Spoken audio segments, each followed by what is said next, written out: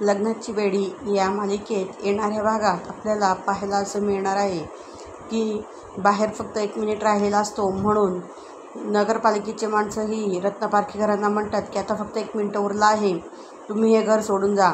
त्यावेळेस सर्वजण बाहेर येतात. सिंधूही त्या लोकांना म्हणते की तुम्ही हे गैरकृत्य करत आहात, आमचं हे बांधकाम अनधिकृत नाही आहे.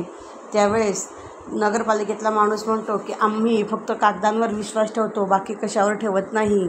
तेव्हा सिंधू म्हणते की आम्हाला थोडे काही दिवस द्या, आम्ही हे प्रूफ करून दाखवू की हे बांधकाम अनधिकृत नाही आहे. त्यावेळेस तो माणूस म्हणतो की आता ती वेळ गेली आहे. परंतु सिंधूही त्याच्यापुढे हात जोडून त्याला पुन्हा पुन्हा विनवण्या करत असते.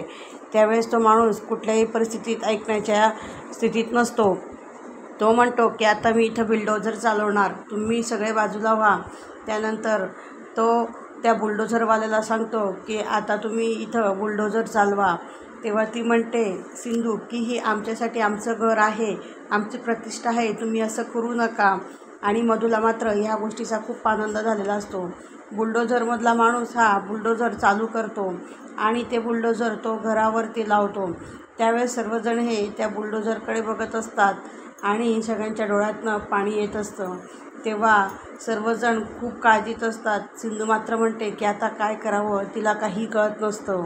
त्यानंतर सिंधू ही म्हणते की ठीक आहे, तुम्ही ऐकत नाही ना, हे घर आमचं ही घर नसून, ही वीट नसून तर या रत्नपारखी घराचा एक एक माणसाचा आत्मा आहे. म्हणून ती घरातील सर्वांच्या हातात हात घालते आणि म्हणते की आता तुम्हाला जर बुलडोझर चालवायचं असेल तर अगोदर आम्हा सर्वांच्या अंगावर चालवा, नंतर हे घर उद्ध्वस्त करा.